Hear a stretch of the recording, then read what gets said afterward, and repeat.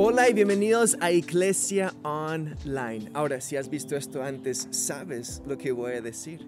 Iglesia es un espacio para todos donde explorar la fe. Ya te lo esperabas, ¿verdad?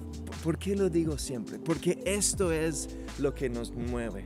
Por esto existimos. Crear espacios, por ahora estamos en línea. Crear momentos donde cualquier persona, donde todos, cuales sea su historia, sus experiencias, sus creencias, donde todos podamos llegar para aprender qué significa tener fe el día de hoy. Específicamente, qué significa seguir a Jesús, qué significan sus enseñanzas para nosotros en estos tiempos. Todo lo que hacemos, lo hacemos con el propósito de guiar a las personas en una relación creciente, una fe creciente en Dios. En este nuevo mes estamos empezando una nueva serie llamada El Sermón del Monte. Mientras Jesús estuvo aquí en la tierra, enseñó muchas cosas diferentes y varias de esas enseñanzas se recopilaron y se conocen como el Sermón del Monte. Seguramente son enseñanzas que Jesús enseñó en muchos momentos diferentes. Y en este mes vamos a explorar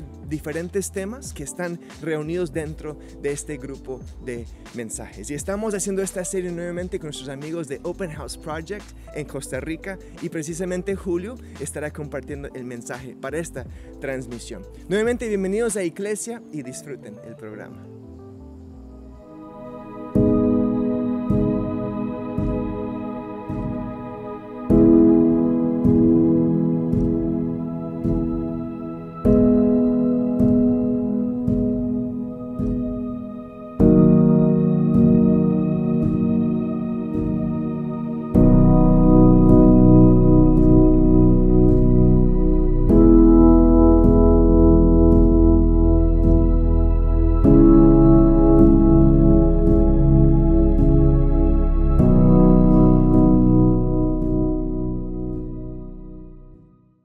Hoy comenzamos un ride de 4 semanas donde vamos a estudiar el sermón más importante de nuestro Señor Jesús. El Sermón del Monte, el Sermón de las Montañas, también se conoce como las Bienaventuranzas, ¿ok?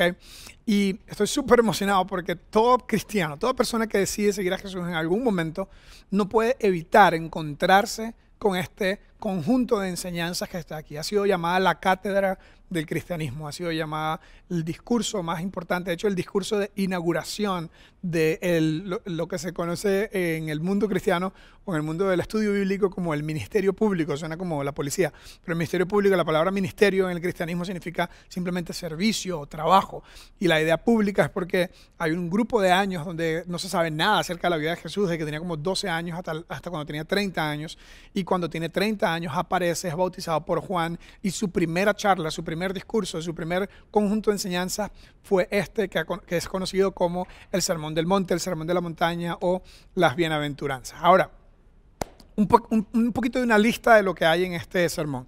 En este sermón encontramos acerca de la felicidad. Jesús comienza diciendo, va a ser feliz o va a ser bienaventurado. La idea de bienaventurado es una persona que, la palabra bienaventurado significa una persona feliz, una persona realmente feliz, una persona que no solamente tiene momentos de felicidad, sino que una persona que está bien consigo misma, que está feliz en todo su conjunto. No ha alcanzado todo lo que tiene, pero está bien consigo mismo, está en paz consigo mismo, tiene un sentido de tranquilidad, tiene un sentido de integridad, está íntegro, está completo, está tranquilo.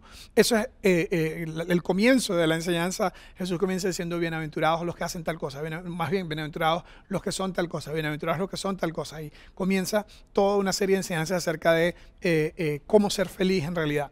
Luego habla de relaciones interpersonales, habla de la idea, creo que más adelante está también la idea de la regla de oro, que es parte de las relaciones interpersonales. Como quieras que las personas te traten, así debes tú tratar a las personas. Luego nos habla del amor al prójimo, y en el amor al prójimo lo lleva a un paso más aún de amar a la persona que nos ha hecho daño. Probablemente alguien te ha hecho daño, probablemente te has encontrado con alguien que tenía un poquito de saña o que tenía un poquito de rencor y que actuó mal en tu contra, y Jesús nos mandó a orar por las personas que nos han han hecho daño y amar a las personas que nos han hecho daño. Luego, nos habla acerca de la importancia de ser influencia, de que si tú eres un seguidor de Jesús, y esto es un concepto interesante, ¿verdad? Tal vez cuando yo estaba muy joven me apasionaba esta idea de yo voy a ser un influencer, voy a ayudar a otras personas y voy a cambiar el mundo. Y con el tiempo uno va llevándose garrotazos de la vida, como que uno dice, ¿sabes qué? Eventualmente ya a los 40 como que no quiero ser influencer, lo que quiero es que me dejen en paz, estar tranquilo y vivir mi vida tranquilo. Tal vez a alguien le ha pasado eso, como que Julio como que está un poco deprimido, pero no tiene que ver con eso, sino esta idea de que tal vez en diferentes etapas de tu vida tú te has puesto a pensar como que yo no quiero ser un influencer, yo quiero vivir mi vida, no molestar a nadie, no hacerle daño a nadie, ¿verdad? Y que nadie me haga daño a mí, eso es lo único que quiero. Sin embargo, no puedes ser cristiano y vivir de esa forma, porque Jesucristo nos dijo que si le seguimos a Él, nos convertimos en la sal de la tierra, es la forma de conservar que el mundo no se eche a perder o arreglar el mundo o la luz del mundo. En cierta forma, si Jesús está en nuestras vidas, nosotros debemos reflejar una vida de luz, una vida que ayuda y que guía a otras personas. Entonces está esta idea de que empieza una cuenta de Instagram si no la tienes. ¿Quién no tiene una cuenta de Instagram? Pero bueno, el punto es que tienes que ser un influencer de verdad, porque Jesús nos invita a ser luz y a ser sal. Luego hay una idea poderosísima en este conjunto de enseñanzas del Sermón del Monte que trata con disciplinas espirituales. Y las disciplinas espirituales hay muchas, la meditación, la vida simple, el estudio de las Escrituras, pero Jesús se concentra en tres, que yo creo que nosotros, sus seguidores, debemos concentrarnos, debemos practicar estas tres prácticas o estas tres disciplinas espirituales. Jesús nos habla de la oración. Perdón, regrésate un poquito más todavía, no nos vamos todavía. Jesús nos habla de la oración, la generosidad o el dar generosamente a la gente en necesidad y el ayuno. Entonces, estas tres son prácticas que van guiadas a la idea de conectarnos con Dios, pero también el dejar de consumir alimentos en algunos momentos para aprender a depender de Dios y no solamente de los alimentos. Y luego nos enseña la idea de darle a otras personas cuando están en necesidad para no depender del dinero y no hacernos materialistas. Y obviamente la idea de la oración, que va enfocándonos en depender de Dios y no solamente de lo que nosotros podemos hacer nosotros mismos. Entonces son tres prácticas que toda la vida como cristiano yo he enseñado, que he tratado de seguir, a veces lo logro, a veces no. Tengo un grupo de madres que nos reunimos de vez en cuando a estudiar la Biblia durante un tiempo, nos reunimos una vez al mes, y una de las cosas que hacemos es un ayuno de 3 días y todo el mundo llega como que, ¿quién puede hacer eso, verdad? El punto es que es simpático que Jesús hace 2000 años nos habló de estas tres como las tres prácticas espirituales más importantes. Ahora, esto es simplemente parte de lo que hay en este gran discurso de inauguración de Jesús. También se habla acerca del divorcio, también se habla acerca de no jurar. Ok, eso es interesante, ¿verdad? Los cristianos a veces dicen, te lo prometo, créeme. Y hay personas que dicen, te lo juro. En Venezuela es un vacilón porque la gente decía, te lo juro por mi madre. Decía, era como que lo más sagrado, lo más santo es mi mamá y te lo juro que no te estoy mintiendo. Y Jesús como que llevó, esto viene de hace muchísimo tiempo, ¿verdad? En la cultura del Oriente Medio. Y Jesús le decía a la gente, no tienes que jurar nada. Si tú eres creyente, si tú sigues a Jesús, tú sí es sí y tú no es no. Y eso está también en ese primer discurso. Hay un montón de enseñanzas súper buenas. Es la cátedra del cristianismo, es los principios y valores que debe seguir un cristiano, están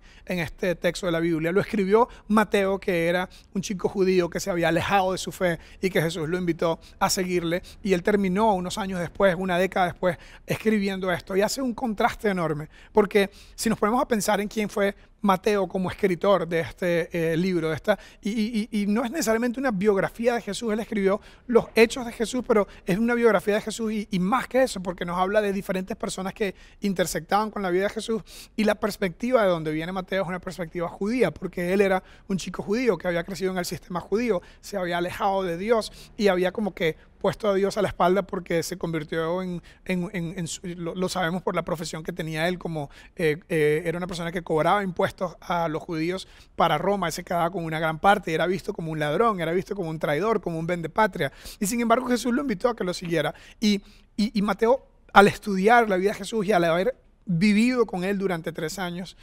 conociendo él el contexto judío muy bien porque había crecido en el sistema judío, hace un gran contraste entre Moisés y Jesús. Hace un gran contraste en lo que Moisés enseñó y en lo que Jesús enseñó. Y esto es muy simpático porque primer discurso de Jesús del Sermón del Monte comienza con el contraste. Dos montañas, dos conjuntos de enseñanza, pero una gran diferencia entre estas dos. La primera montaña es la montaña del Sinaí, donde Dios le da las leyes a Moisés y Moisés se enfoca en decirle estas leyes a las personas que eran totalmente enfocadas en lo que había que hacer. Todo lo que ustedes tienen que hacer y todo lo que ustedes no tienen que hacer, ¿ok? Y Jesús viene en otra montaña y si conocen esta parte del mundo, yo tuve la dicha hace unos años de viajar y estoy emocionadísimo por en algún momento volver a viajar y seguir estudiando la Biblia en este lugar. Es como estudiar la Biblia en 3 dimensiones, estar ahí en Israel. Y el vacilón es que dice que es el Sermón de la Montaña, pero esta zona es una zona montañosa. Entonces es como Costa Rica, ¿verdad? Como aquí en San José. Vamos a la montaña, ¿ok? ¿A cuál montaña? ¿Al Poás?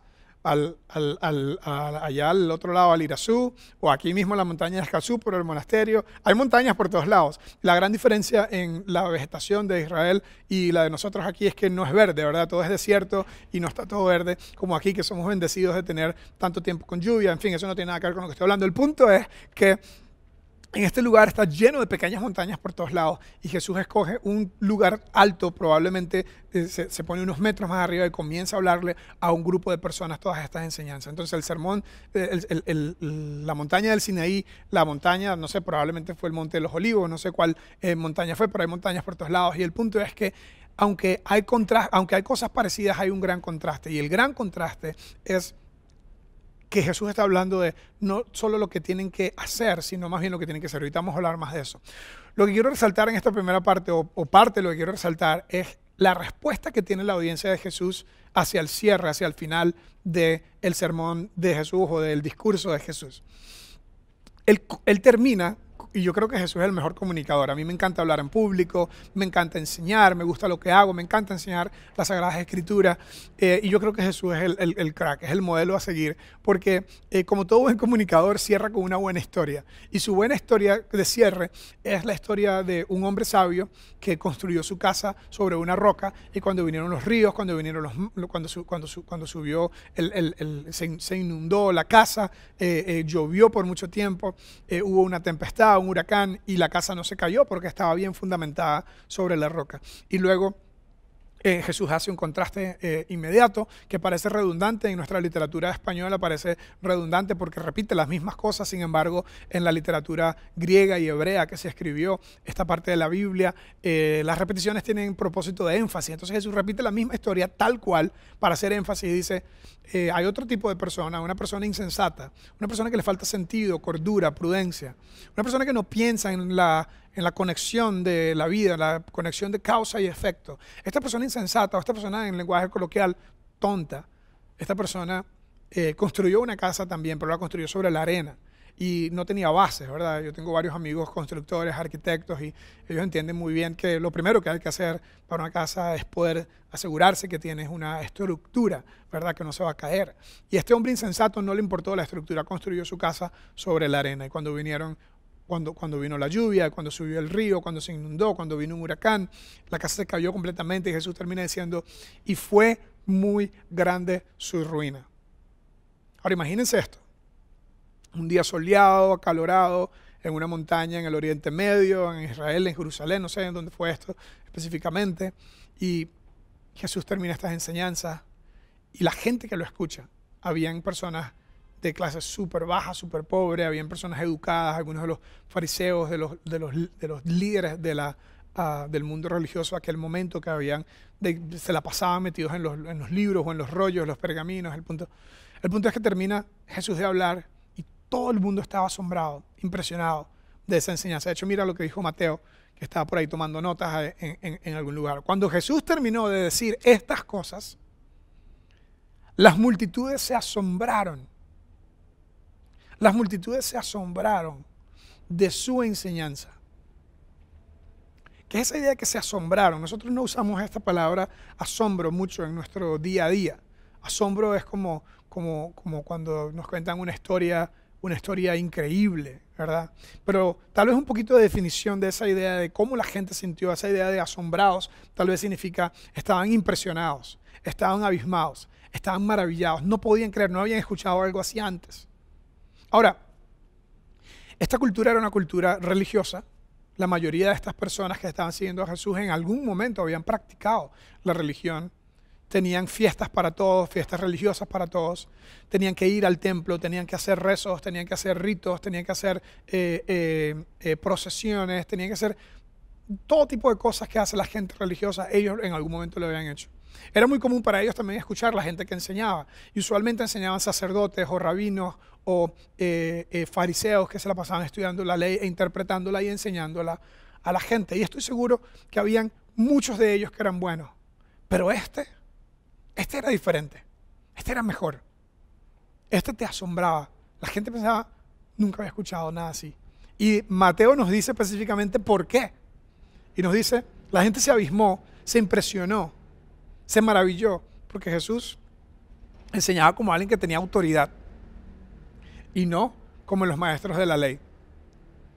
Es decir, los maestros de la ley, los fariseos, los rabinos, los sacerdotes que estaban todo el tiempo enseñando a la gente de Dios, en cierta forma habían perdido su autoridad moral, especialmente el grupo de los fariseos, que estaban siempre demostrándose a sí mismos como personas perfectas, pero que tenían todos un pasado dudoso o tenían todos una doble vida. Y la gente en cierta forma sabía, y si la gente no lo sabía, Jesús definitivamente lo sabía. Y Jesús dice, incluso en el mismo Sermón del Monte, dice, si alguien enseña, tiene que tener una justicia mejor que la de los fariseos, porque ellos enseñan cosas que no hacen. Pero ustedes tienen que enseñarlo y hacerlo ustedes mismos, lo cual es uno de los retos más importantes para todos los que enseñamos acerca de Dios, de tratar de vivir de acuerdo a lo que Él enseña.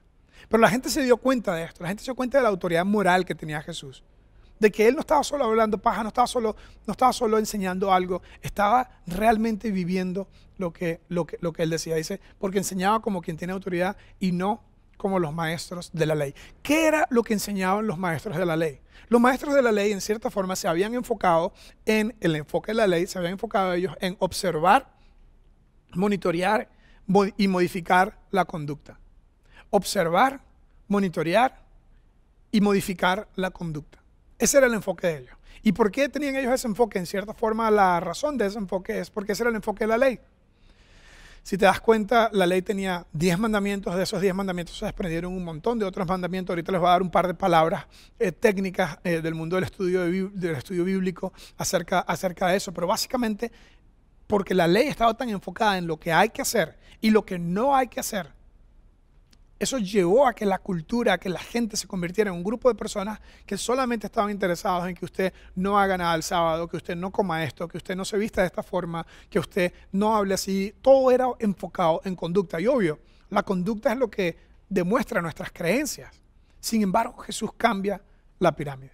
Jesús cambia la pirámide y nos habla de otra cosa. El enfoque de Jesús es diferente. El enfoque de Jesús es monitorear el corazón. Monitorear el corazón. En cierta forma, aquí me voy a apoyar en una imagen que ha sido reutilizada para toda clase de cosas, ¿verdad? Pero yo creo que nos ayuda mucho a entender un poquito el enfoque de Jesús. En cierta forma, Jesús estaba hablándonos que pensáramos en nuestra vida como un iceberg, ¿ok? Donde la conducta es solamente el 10%, el 5% de lo que la gente ve. Pero que hay una serie de cosas que la gente no ve, que está debajo del agua. Y la enseñanza de Jesús fue tan impactante en aquel momento, porque para los judíos que estaban escuchándolo en ese momento, para ellos, lo único que ellos tenían, o lo único a lo que se aferraban era hacer lo bueno, para que su conducta sea buena. Algunos de ellos lo habían intentado y no lo habían logrado. Algunos de ellos se habían dedicado a la vida de hipocresía, de tener una doble vida. Y Jesús viene y les dice, ¿sabes qué? Sean libres. Enfóquense en lo que la gente no ve. Enfóquense en su corazón. Por eso el Sermón del Monte comienza diciendo, bienaventurados los pobres en espíritu, bienaventurados los que son humildes, bienaventurados los que lloran, los que están pasando un momento difícil, bienaventuradas las personas. Y el enfoque completo es en el ser, no en el hacer. Y cierto que en nuestro mundo nos hemos enfocado mucho también en lo que hacemos. Estamos tratando de hacer lo correcto, estamos tratando de no hacerle daño a nadie, estamos tratando de ir a misa o hacer diferentes cosas. No estoy diciendo que no sea eso algo bueno, pero tal vez nosotros también nos hemos enfocado mucho en buen performance, ¿verdad? en tener buen rendimiento en cada área de la vida. Y estamos como el ratoncito en el rat race, ¿verdad?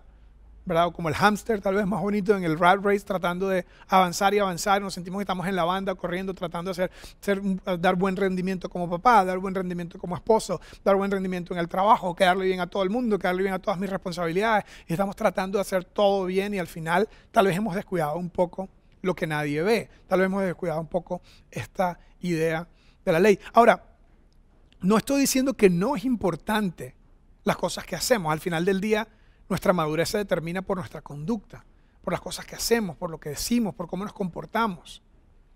Y Jesús vino no a ser loco y a hacer lo que le daba la gana, a decirle a la gente, no se preocupen por lo que hacen, solamente preocúpense de ser bonitos. No, Jesús incluso él mismo les dijo a ellos, no piensen que he venido, mira el siguiente versículo, dice, no piensen que he venido a abolir la ley, no piensen que esto no hay que hacerlo. No, yo no he venido a abolir la ley como persona judía, él dijo, yo no he venido a abolir la ley y los profetas, y por cierto, la ley y los profetas es todo el Antiguo Testamento. Ahorita les voy a dar una pequeña división solamente para que me permitan la indulgencia de ser un poquito geek en estos temas de la Biblia. Les voy a hablar un poco de la división de lo que Jesús está diciendo en este texto. ¿Okay? La ley y los profetas eran un conjunto de escrituras que se le llamaba las Sagradas Escrituras. ¿Okay? De hecho, la Biblia en realidad entera no es un libro como tal, sino un conjunto de escrituras que se le conocen como las Sagradas Escrituras.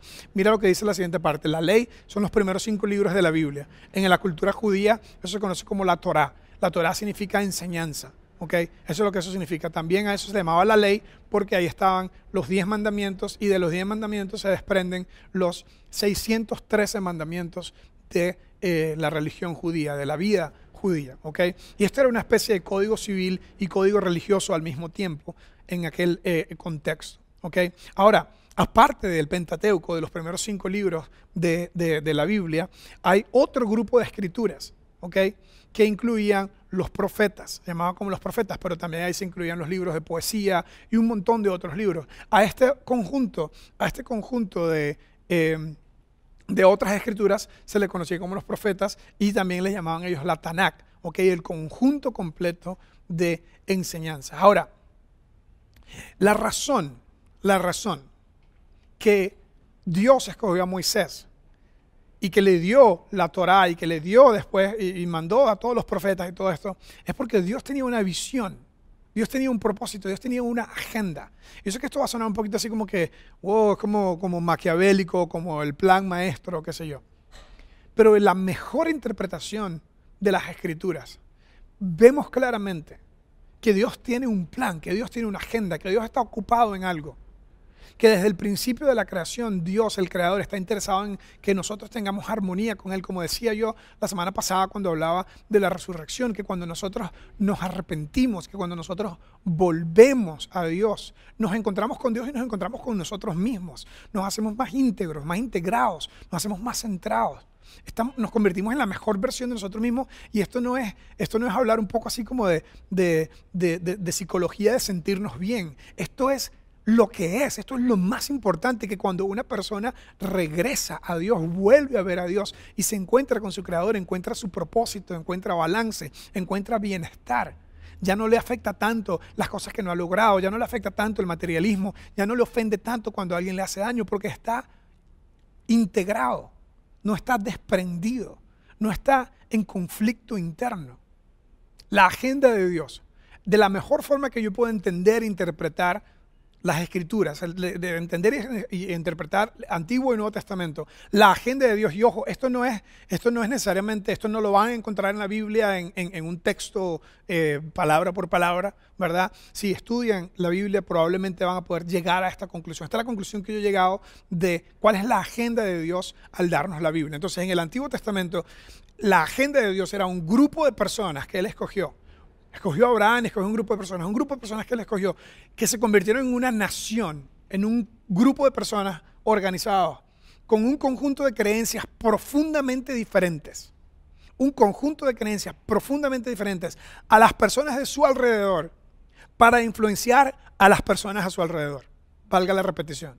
Entonces, cuando yo veo el Antiguo Testamento, ¿qué quería Dios? ¿Para qué Dios le dio estas reglas? Algunas no tienen sentido, de reglas de qué comer, de qué no comer, de qué día hacer tal cosa, qué día no hacer tal cosa, reglas de higiene, porque obviamente no tenían plomería interna como tenemos hoy, no tenían un montón de cosas que hoy tenemos. Pero cuando yo veo todo esto, digo, qué enredo de cultura, de superstición, ¿cuál es el punto, verdad? Si hay un Dios ordenado, inteligente, que tiene una agenda, que tiene un punto, ¿cuál es?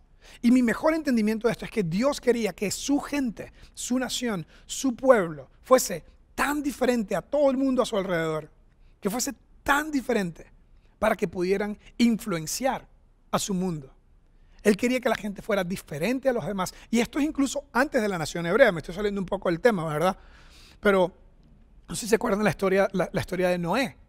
Dios le dice a Noé, todo el mundo está viviendo de loco y vamos a tener que empezar de nuevo. Pero usted vaya, usted viva diferente con su familia y dígale a ellos que se arrepientan, dígale a ellos que sean diferentes. Y Noé por 120 años trató de decirle a la gente, que creo que fueron 120 años, ya me equivoqué porque no tenía pensado hablar de ese tema hoy. El punto es que el plan de Dios antes de la nación hebrea, durante el tiempo de la nación hebrea y después ahora en la era cristiana, ha sido esta idea de ustedes sean diferentes, ustedes vivan diferentes, ustedes comiencen siendo diferentes, compórtense de forma diferente para que ustedes puedan influenciar a la gente a su alrededor. ¿Ok? Este era el plan de Dios. Un grupo de personas que hablaban diferente, se comportaban diferente, amaban diferente. Tenían, en este tiempo de imperios y de pueblos sin ley, el más fuerte era el que ganaba, básicamente. Era como la ley de la selva, de la supervivencia. Y el plan de Dios era, ustedes vivan de una forma diferente para que puedan influenciar al mundo. ¿Ok? Ahora, el punto más interesante de toda esta parte es que la nación hebrea tuvo lo que yo llamo un fracaso épico. Ustedes van a ser diferentes para que puedan influenciar al mundo a su alrededor y van a ser súper lindos. Y tuvieron un fracaso épico. Un fracaso épico. Se empeñaban en ser como los demás. Inicialmente el plan era que iban a ser un grupo de personas autodirigidos con un programa de jueces que iban a ser como jueces de paz en diferentes zonas del país y todos los niños cool de la cuadra tenían reyes, ¿verdad? Todos los países alrededor tenían reyes y ellos querían un rey. Siempre querían ser como los demás y Dios era como que se agarraba a la frente y decía, pero eso es exactamente lo que estoy diciendo que no hagan, que no sean como los demás. Por eso estoy diciendo que no se casen con los demás para que no sean con los demás, lo cual hoy suena un poquito discriminatorio, pero había un punto, otra vez, que sean tan diferentes a los demás para que puedan influenciar a los demás y así poder sanar a los demás. Yo sé que es un poco como que, wow, ¿de qué está hablando Julio? Pero ese es el Antiguo Testamento. Dios escogió una nación a través de un hombre, esa nación tenía que ser diferente y al ser diferente esa nación iba a ser el canal, el programa, la plataforma a través de la cual Dios iba a restaurar, a redimir, a reconciliar, a sanar el mundo. Pero el problema es que nosotros no somos robots. El problema es que nosotros tenemos nuestro majadero libre albedrío y queremos hacer lo que nos da la gana. Y somos influenciados por la gente a nuestro alrededor. Y el tener libre voluntad implica que podemos desobedecer. Y eso fue exactamente lo que ellos hicieron. Desobedecieron, tuvieron mala actitud.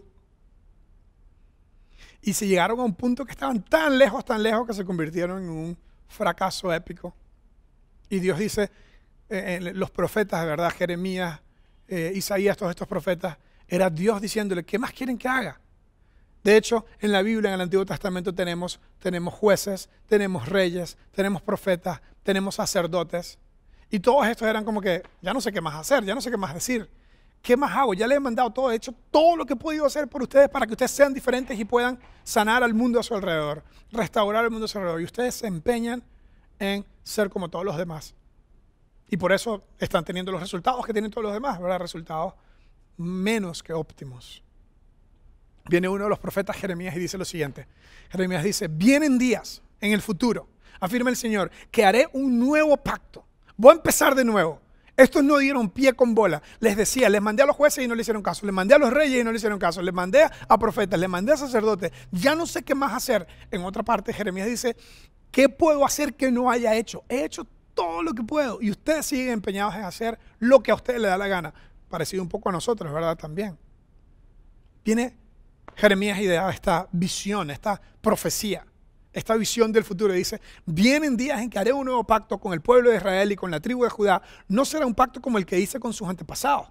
El día que los saqué, el día que los tomé de la mano que los tomé de la mano y los saqué de Egipto. Ve qué lindo esto. El día que los saqué, los tomé de la mano y los saqué de Egipto. Está haciendo una referencia completa a, no sé, unos 1000 años antes probablemente, o unos 800 años antes, cuando Moisés sacó a la gente de Egipto.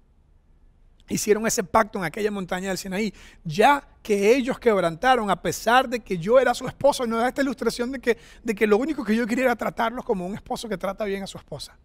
Lo único que yo quería era darles lo mejor. Yo no les di estas reglas para hacerles la vida imposible. Yo no di estas reglas para que ellos estuvieran aburridos. Es como yo como papá, que de vez en cuando me toca darle a mis hijos algunas reglas, ¿verdad? El otro día estaba hablando con Liam. Liam es mi segundo hijo, tiene 10 años, va a cumplir 11 este año. Y hemos estado hablando de que sí, de vez en cuando cometemos errores. Y el cometer errores es parte de ser humano, ¿verdad? Y incluso en el mundo de la espiritualidad, de nuestra fe, cometemos errores, y cometer errores es parte del juego. Yo le he venido enseñando a él eso. Pero también hay cosas donde yo no soy Dios, ¿verdad? Soy bastante intolerante con algunas cosas. Por ejemplo, el respeto a lo que su mamá le dice. La regla número 1 en mi casa es respete a su mamá. Y si usted no respeta a su mamá, se va a meter en el peor problema de su vida, ¿ok? Y de vez en cuando Liam en las últimas semanas había estado teniendo un poquito de problemas de actitud de cómo le respondía a su mamá, especialmente cuando le decían algo que él no quería hacer. Entonces yo tuve una conversación con él, ¿verdad? Lo llamé y le dije, Liam, vamos a tener una conversación. Ve, Liam, ¿a ti te gusta cuando disfrutas el tiempo que te damos con el iPad, ¿verdad? Donde estás jugando tus juegos de video en el iPad, ¿sí, verdad? Sí, papá, sí me gusta. Y tú tienes una buena actitud cuando estás jugando con el iPad, ¿verdad? Sí, papá, sí. Y después le digo, Liam, cuando tú estás jugando con el PlayStation, te gusta jugar con el PlayStation, estás jugando Fortnite y te gusta, te conectas con tus amigos, ¿verdad? Y tienes una buena actitud. ¿Tienes una buena actitud? Ah, sí, papá, sí me gusta, sí, tengo una buena actitud. Entonces, ¿por qué cuando tu mamá te dice que tienes que limpiar tu cuarto, cuando tu mamá te dice que tienes que recoger algo en el patio, por qué tienes una mala actitud? ¿Por qué no lo estás haciendo? ¿Por qué estás respondiéndole mal? ¿Por qué estás... Te da aquí el momento papá, hijo, ¿verdad? ¿Y sabes qué me dijo? Me dijo, papi, acuérdese que nadie es perfecto. Acuérdese que nadie es perfecto. O sea, la misma cosa que yo le estaba enseñando antes, ¿verdad? El manipulador me dijo, acuérdese que nadie es perfecto. Bueno, igual decía la gente de Israel, acuérdese que nadie es perfecto, ¿verdad? Pero eventualmente se le fue haciendo callo en la conciencia. Y eventualmente el fracaso fue tan épico. Hicieron cosas que ni siquiera en el programa de Judge Judy o estos programas de Laura en América, lo que quiere decir que esto es re viejo, estos programas de televisión matutino, ¿verdad? Que no sé quién los ve, que sale, ¿verdad? Que pase el amante, que pase el otro. Bueno, así, ese tipo de casos, que son casos de familia, creo que eso se llama en este programa, ese tipo de casos que tú y yo no nos imaginaríamos, ese tipo de casos sucedieron con la gente escogida, que Dios lo había escogido no porque ellos eran muy gatos, sino porque Dios quería hacer algo diferente. Y viene Dios y dice, no dieron pie con bola, tuvieron un fracaso épico, vamos a empezar de nuevo. Este es el pacto que yo voy a hacer, un nuevo pacto. Este es el pacto que yo haré con el pueblo de Israel. Ve lo que dice el siguiente versículo, dice, pondré mi ley en su mente y la escribiré en su corazón. Yo seré su Dios y ellos serán mi pueblo. En otras palabras, Moisés dijo, hagan, y Jesús dijo, sean. No quiere decir que tenemos que hacer lo que nos da la gana y que no importa lo que hagamos. No. Jesús dijo, comiencen con el ser. Comiencen con el ser. Mira lo que dice el siguiente texto. Entonces, así como la agenda de Dios, en mi opinión, la agenda de Dios antes de Cristo era un grupo de personas, en aquel caso una nación, hoy se le llama la iglesia, una iglesia universal, católica. No católica como lo conocemos en el mundo católico. La palabra catolicismo significa universalidad. Y esa fue la razón que la iglesia cristiana primitiva asumió ese nombre católico. Una iglesia verdaderamente católica en el sentido que es para todo el mundo, que es universal. Toda persona de cualquier cultura que cree en Jesús es un cristiano, es un hermano nuestro, es una hermana nuestra. Toda persona, un grupo de personas en todo el mundo que se alinea con las creencias de Jesús, que sigue a Jesús y que tiene un grupo de creencias profundamente diferentes a las personas a su alrededor para influenciar a la gente a su alrededor. Y todo esto comienza no con lo que tú haces, sino con lo que tú eres. Entonces, En las próximas 3 semanas vamos a hablar de todo el Sermón del Monte. Vamos a hablar de estas cosas específicas que Jesús nos dijo. Vamos a aprender un montón la cátedra de Jesús, pero todo comienza con nuestro corazón, con nuestra mente, no con nuestra conducta. Comienza no con lo que hay que hacer, sino con lo que tenemos que hacer. Entonces déjame preguntarte un par de preguntas para terminar. ¿Cómo está la salud de tu corazón? ¿Cómo está la salud de tu corazón? No te estoy preguntando qué hiciste el fin de semana pasada, si estás leyendo la Biblia, si estás haciendo las prácticas espirituales, si estás haciendo todo lo correcto. No. Siendo, ¿cómo está la salud de tu corazón?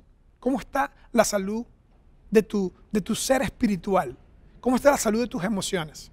Otra forma de hacer esta pregunta es, o más bien otra pregunta es, ¿cómo crees que cambiaría tu relación con Dios si te enfocas en monitorear la salud y el estado de tu corazón y no necesariamente las cosas que haces o las cosas que no haces?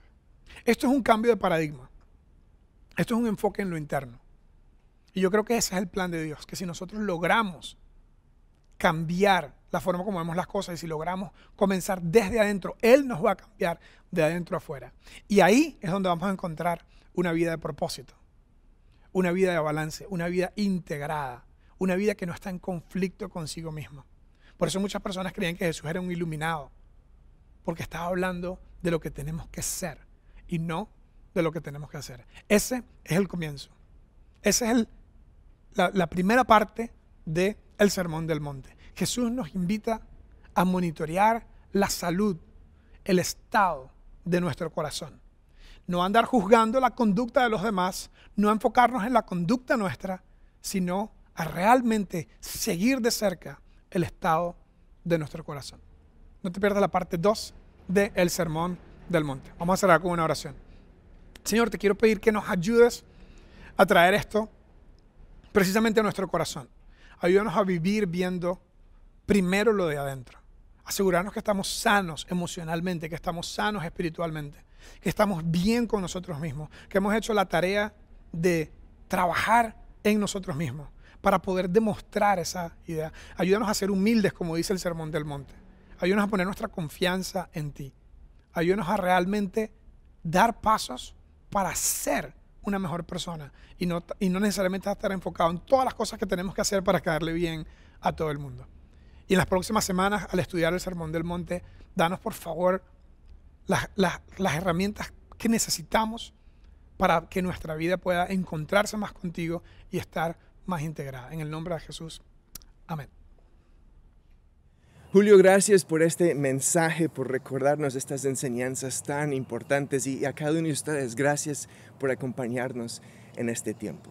Siempre lo digo, pero nuevamente lo repito, nos pueden encontrar en redes sociales, en YouTube, en Facebook, en Instagram, como iglesia.mx y también en página web con esa misma dirección. Si podemos servirles en algo, estamos como contacto@iglesia.mx, nos pueden mandar también un mensaje. Gracias por acompañarnos. Espero nos podamos ver la próxima semana para continuar con el Sermón del Monte. Hasta pronto.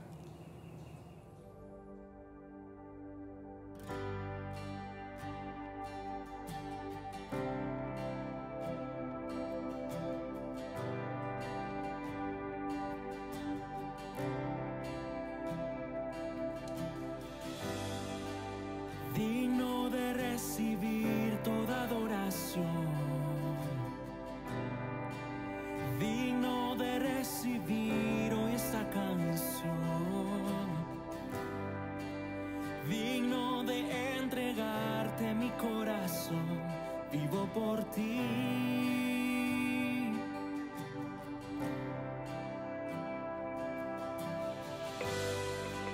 Cristo Jesús, no hay otro nombre igual. Cristo, no hay nadie más que pueda salvar. Digno de entregarte mi corazón, vivo por ti.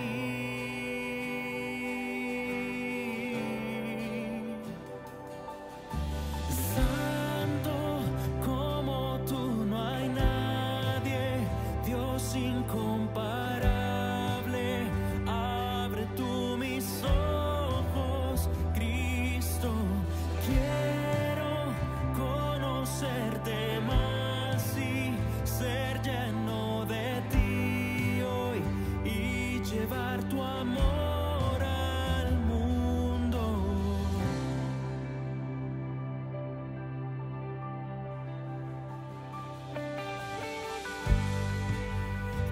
Cristo Jesús no hay otro nombre igual. Cristo no hay nadie más que pueda salvar. Digno de entregarte mi corazón, vivo por ti, vivo por ti. Santo como tú no hay nadie, Dios incomparable. Abre tú mis ojos, Cristo. Quiero conocerte más y ser lleno de ti hoy y llevar tu amor al mundo.